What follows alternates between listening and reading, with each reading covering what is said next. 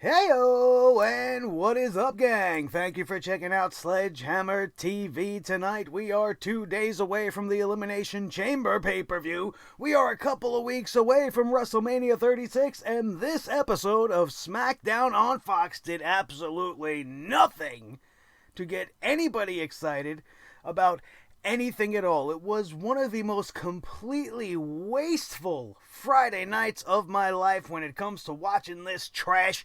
Ever since it's come to Fox, it's gotten progressively worse and worse and continues to reign supreme as the champion of the most suckiest show in WWE history, and we are going to talk about all of it right here and right now. My name is Nick Nightmare, and you are watching the Sledgehammer Wrestling Show's Suck Down on Fox review and reaction show. Let's do it.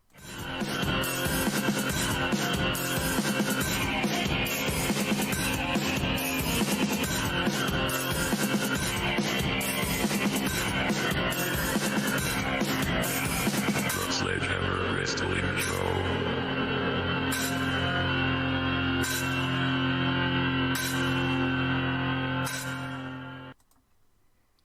You know, before I sat down to watch Suck Down tonight, we had the father-daughter dance at my daughter's school. My daughter is 7 years old. She's in the 2nd grade, so of course we attended. I want to have a good time with my baby girl, but there's a caveat that comes with that, as any parent that has been to a father-daughter dance or any sort of gathering where there are like 5 children or more, you know what a headache that could be. And now imagine the fact that I was in a gymnasium full of at least 50 to 70 young girls, ranging in age from 6 years old to 12 or 13 years old, all screaming their heads off, acting crazy, running all over the place, giving every dad in the gymnasium a collective headache from the sheer volume that was just piercing my ears, and it was a completely painful, audible experience, though I did the very best I could to have a great time with my daughter, which I did. And I then came home to watch SmackDown. I was a little bit behind, so I had to catch up, and I was very grateful for the ability to be able to fast forward some of this shit, because within 10 minutes of watching SmackDown, I was wishing I was back in the gymnasium getting a migraine headache from almost 100 screaming baby girls, because literally anything is better than having to sit and watch this shit every single week. And even without the presence of one Roman Reigns, this SmackDown sucked to high hell. You got an Elimination Chamber pay-per-view that nobody gives a shit about. It's a complete piece of garbage. It's full of matches nobody wants to see, and other matches that are completely predictable and don't even need to be happening. And yet you don't even have the common decency to run down the Elimination Chamber card with only a couple of days to go. I don't know what we're even seeing.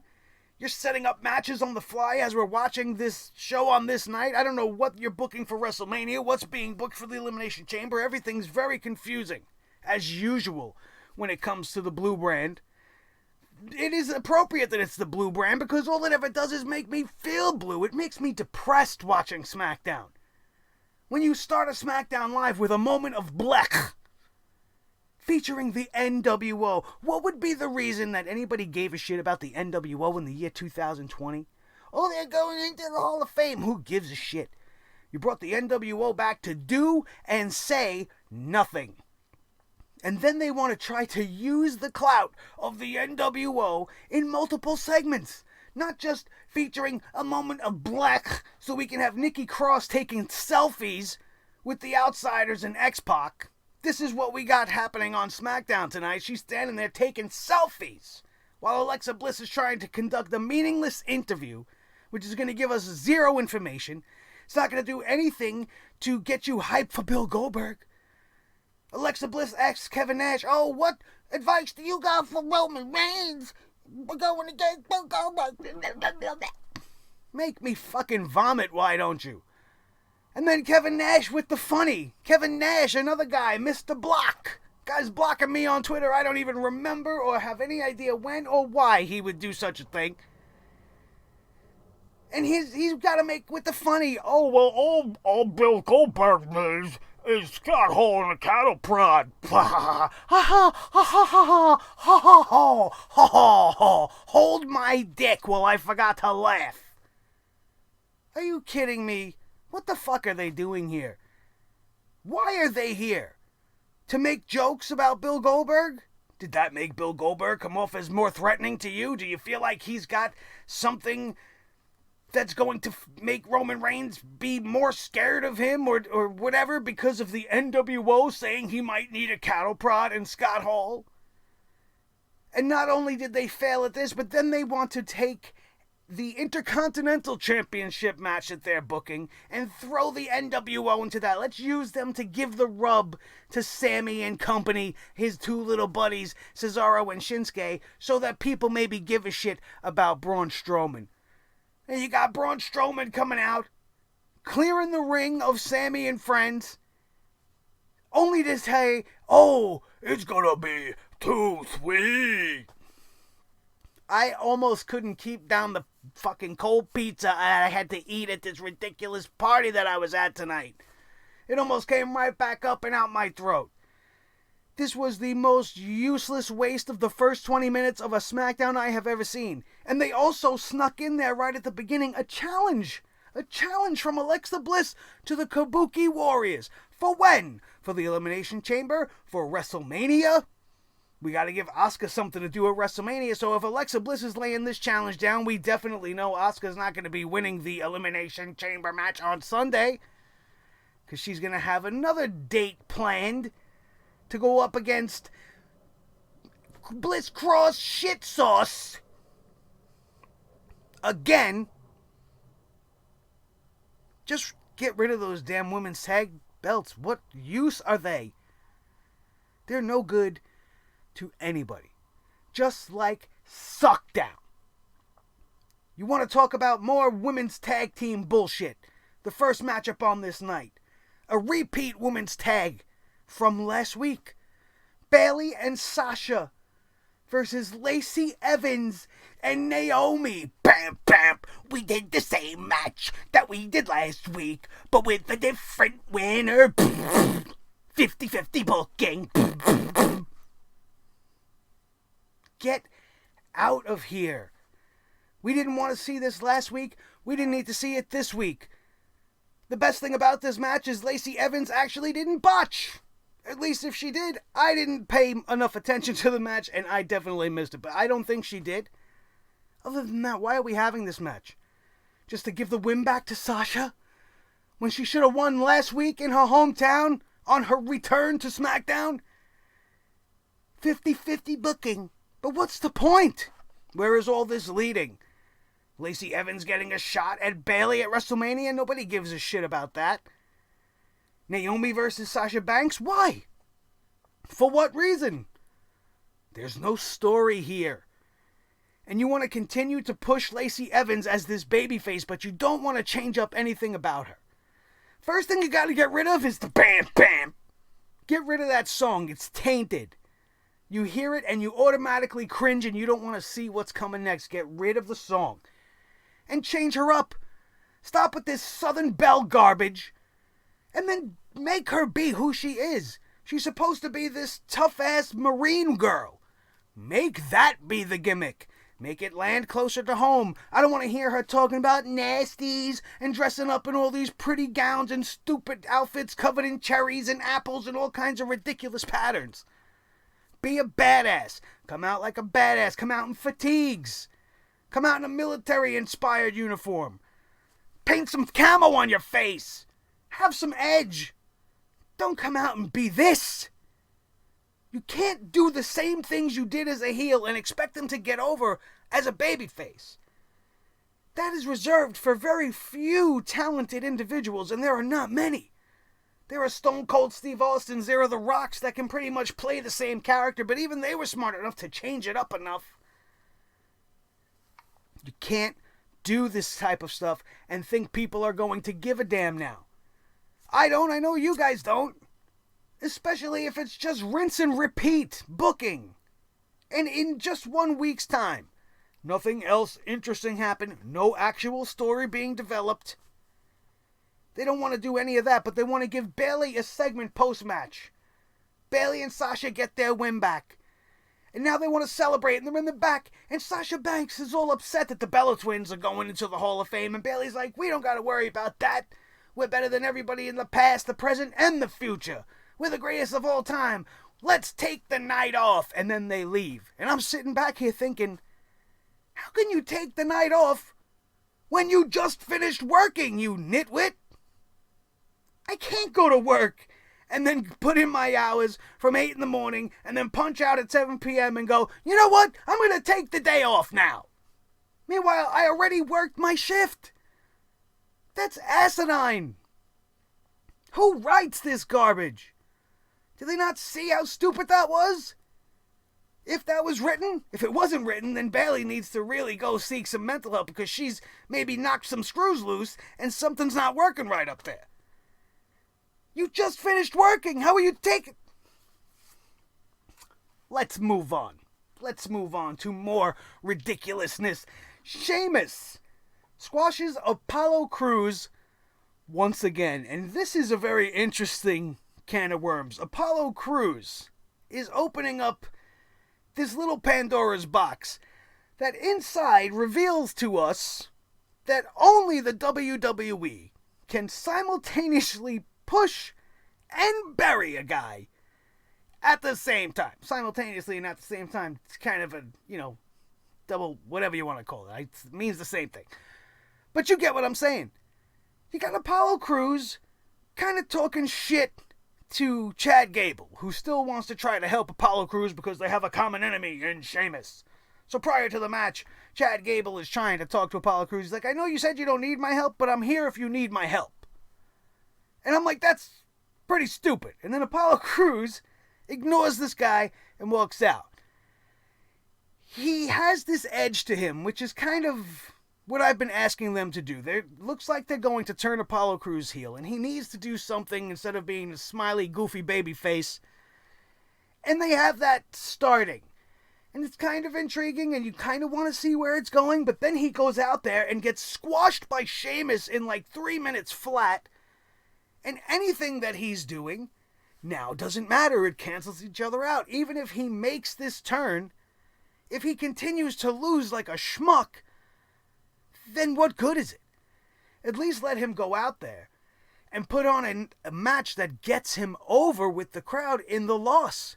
That's part of wrestling, and there is an art to it, and you can do that. If he went out there and had a knockdown drag out with Sheamus, almost winning the match on multiple occasions, pulling the crowd in, getting everybody excited, only to end up losing.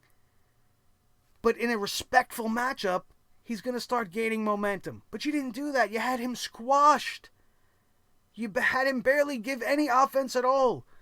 So yeah, he's mad now. He's pissed. He don't want Chad Gable's help, but he's going out there and he's still an idiot. He's still a jobber.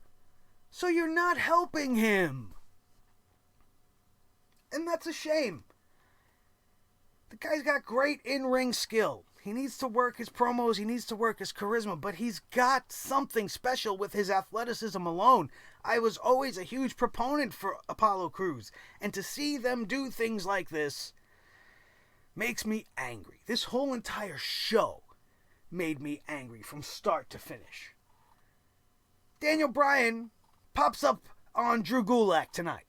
And this is leading into a storyline that I had actually pitched a few weeks back and thought it might not be a bad idea. I thought they were building this up towards a Drew Gulak-Daniel Bryan match at WrestleMania, which on paper maybe doesn't sound so great, but when they got into the ring, if they didn't get bumped to the pre-show, they were going to show the world something special. I guarantee you guys, the match would be great if they don't have any handcuffs put on them, which probably would end up being the case. Who are we kidding? The WWE ain't going to let them go out there and shine. But these two guys could put on one hell of a matchup. So I was looking forward to it, and I thought the build was interesting. Daniel Bryan facing off against guys that Drew Gulak is choosing to try to teach how to beat Daniel Bryan because he's poking all these holes in Daniel Bryan's game, and he believes that he can get somebody to be superior over Daniel Bryan. Daniel Bryan is now pushing Drew Gulak to do it himself. You think you got all the answers? I can't wait to hear what you have to say in the ring when you come and face me one-on-one. I believe it's going to be Sunday. He's like, I'm going to be in Philly on Sunday. If you want to show up, I'll be there. I'm hoping Drew Gulak shows up with somebody else to take his place and continue to push it, continue to make it interesting. Try to build it up. I know for most of you guys, you're probably still like, I don't really give a shit, and I don't blame you. But it's just for me personally, I think the end result will be worth it.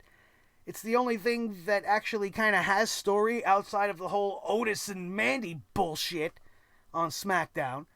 Everything else is just kind of thrown together for nothing, and you definitely felt that on this show. Such as with the matchup that would follow Fire and Desire with Dolph Ziggler. Michael Cole's like, Ziggler is with Mandy now. I don't remember ever hearing that happening.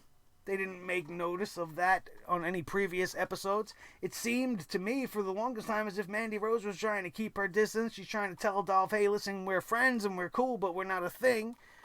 But they're kind of throwing that out the window.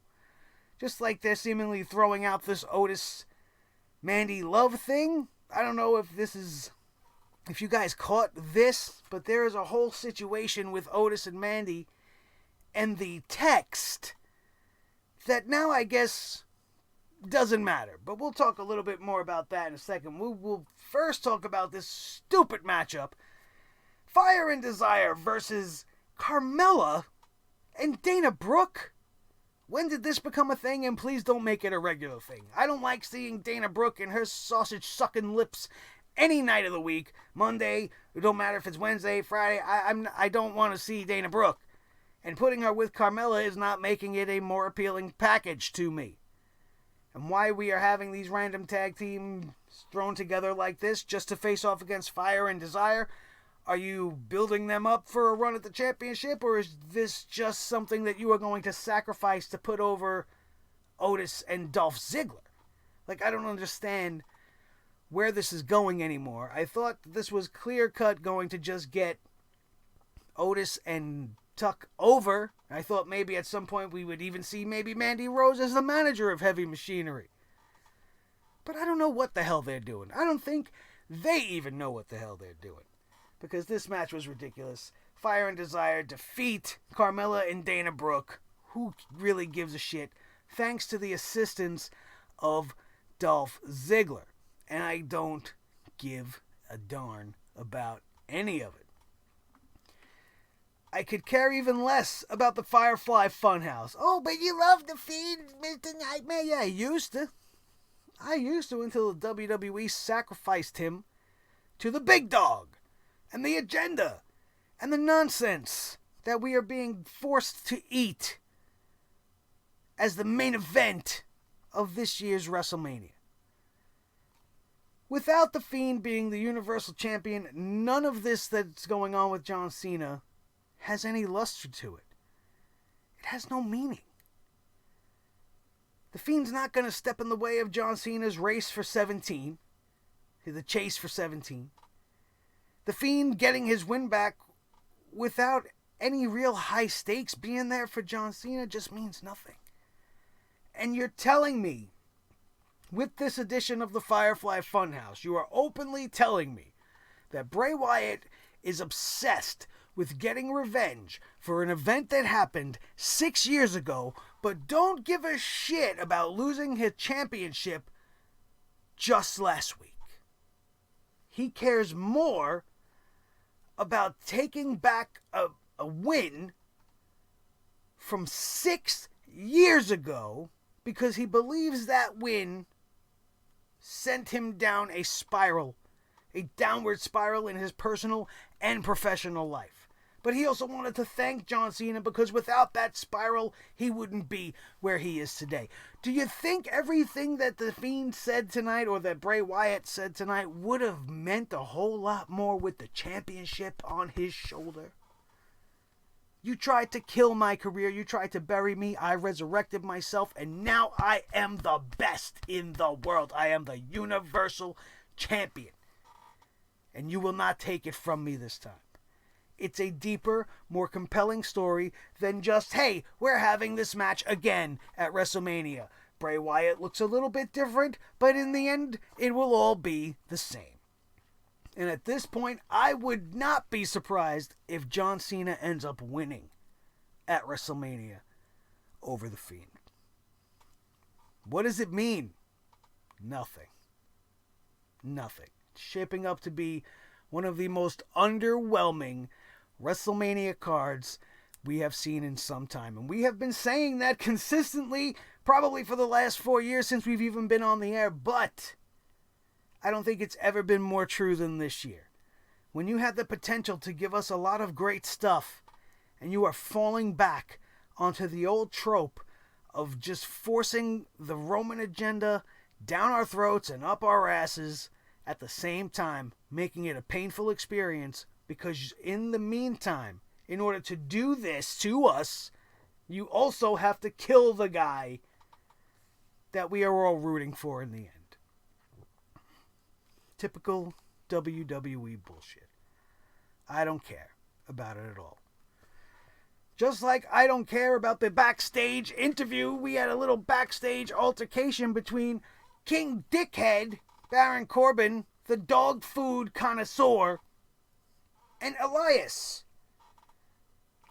The two most underwhelming characters ever. We hate King Corbin. He's the worst villain. We don't want to see him at all. Elias as a babyface is just go away. I don't care. And now you're going to put them against each other. What? Corbin's all pissed off that Elias interrupted his interview. Now there's going to be a match for them somewhere down the line. You're going to add another match to the Elimination Chamber. Even worse, you're going to put this on a WrestleMania card because you think it's going to mean something to somebody, to the one Elias fan that's left. Give me a break. Nobody cared about any of this any more than I did. We're going to get back to the Otis and Mandy situation that I made mention of. Otis came out and tried to apologize to Mandy backstage tonight, but Mandy kind of blew him off. And suddenly doesn't give a shit about this text that was mentioned last week that she knows she didn't send, that Sonya Deville kind of slipped out, let out of the bag about this text. And now this week, Otis is like, well, I'm really sorry that I was late, but I got this text. And she didn't want to hear about the text. She didn't care about it anymore. Did she forget what they told her last week? Did she forget a line this week? Or are they just completely ignoring the fact that we seen Mandy Rose openly question text? What are you talking about? And now you got Otis, and he's like, listen, that text. And now she's like, well, I don't care. I don't like to be stood up. And kind of giving Otis the cold shoulder. Seems like this may be an end. Seems like it may just be somewhere in the middle as they are going to continue this Otis and Dolph thing, which is Heavy Machinery versus Rudolph, which I certainly don't give a shit about. But I don't understand the logic here. Is she just suddenly becoming a cold bitch again? She seemed to be warming up to the guy, and now the guy's got an explanation, and she doesn't even want to hear it. And she knows there's something fishy about it, but she's not going to address. She's not going to care. So why should I care? Why should you care if these people don't care? Why should you care about a gauntlet match tonight? WWE's go-to time filler when they have no fucking idea what else to put on for a show.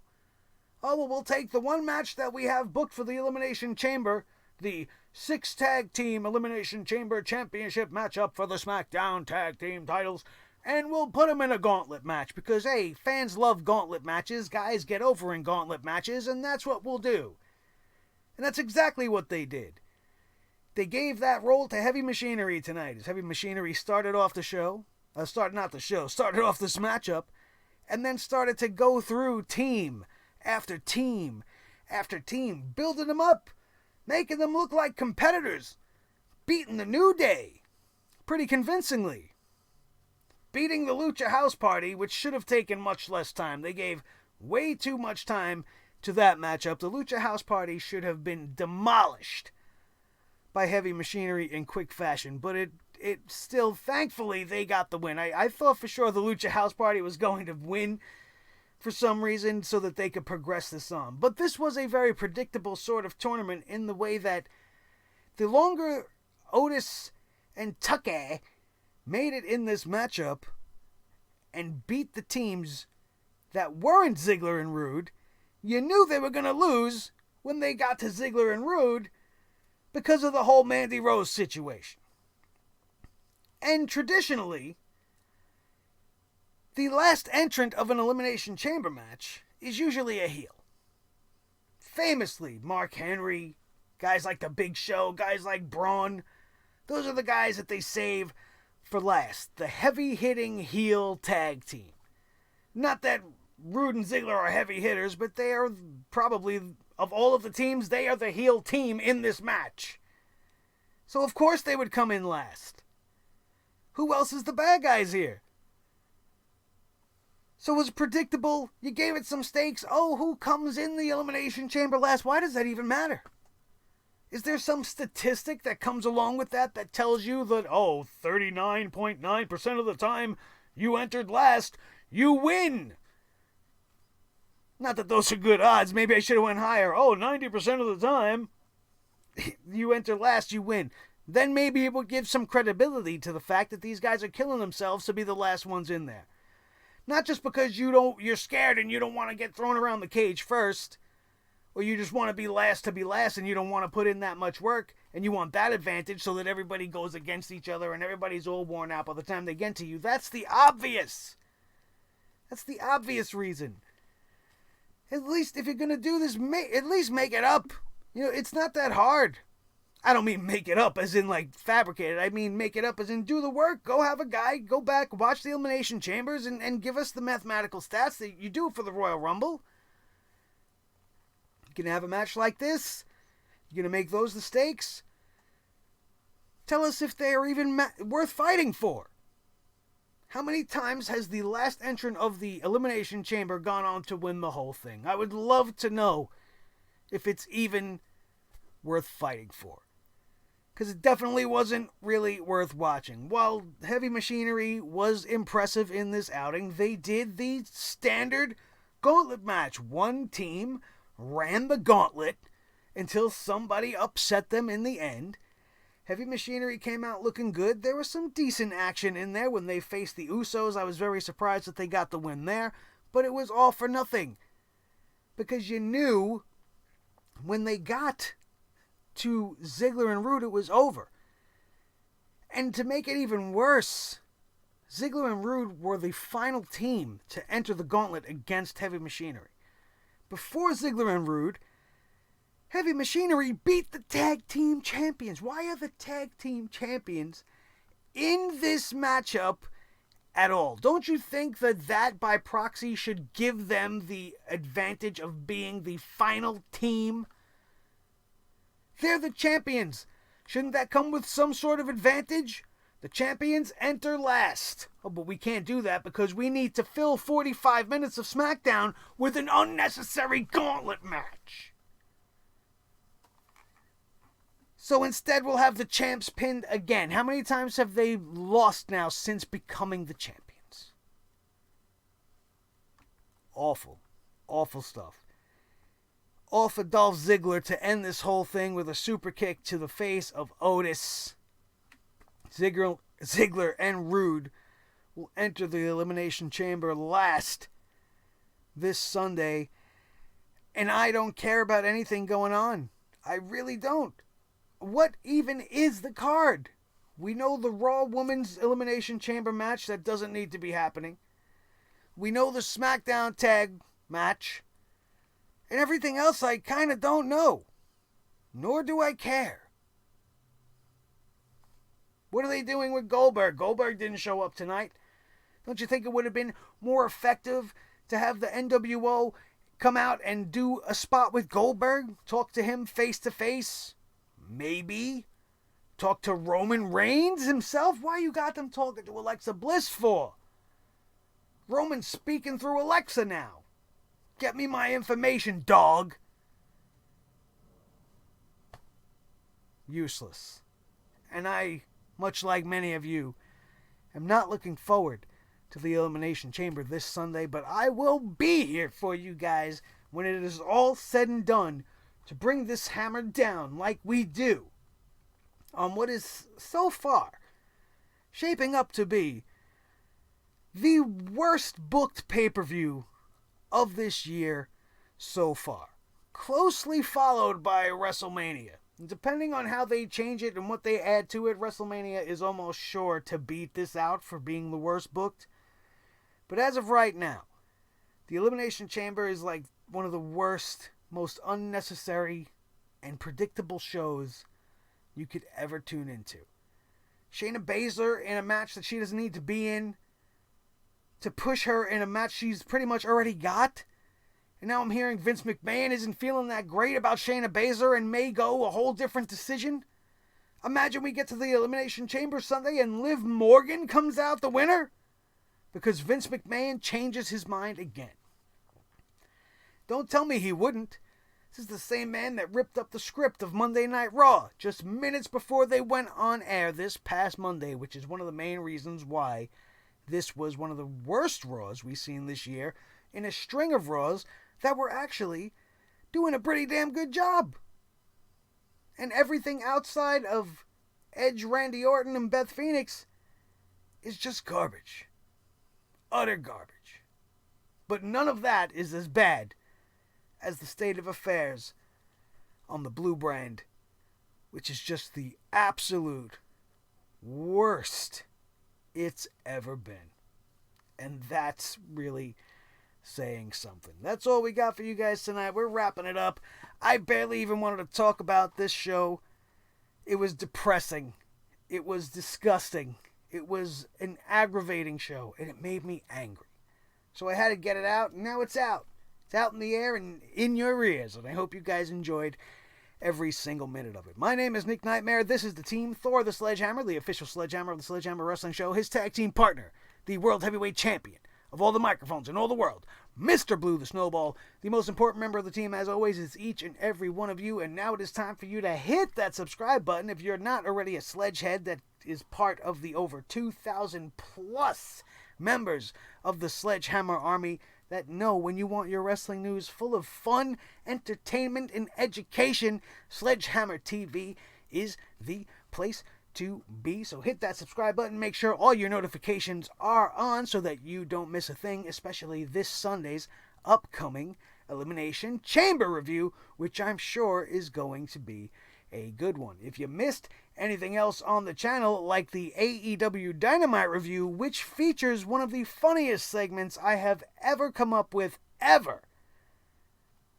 go check that out right now. It'll be linked up in the annotations up above. Make sure you smash that like button on this show and everything that you watch. If I made you laugh, if I made you cry, if I made you understand why this show is full of ridiculous problems that need addressing, smash that like button for me right now, and then share this video with each and every one of your wrestling buddies all over the wrestling world, especially if they need a formal education on everything wrong with SmackDown. That, my friends, is going to do it, and we are out of here. And we will see you next time right here on your new favorite wrestling show, the Sledgehammer Wrestling Show, only on Sledgehammer TV, right here on YouTube.com. Boom.